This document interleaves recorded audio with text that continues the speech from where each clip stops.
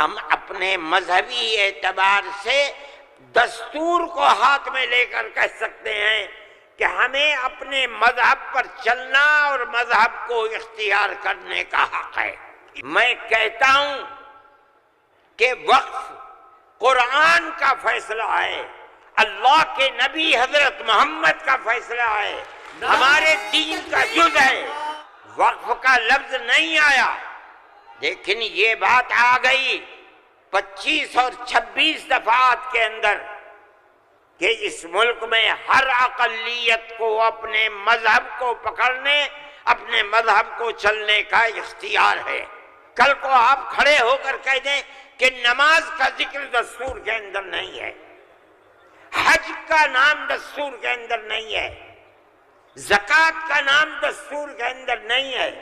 رمضان کے روزوں کا نام دستور کے اندر نہیں ہے، اس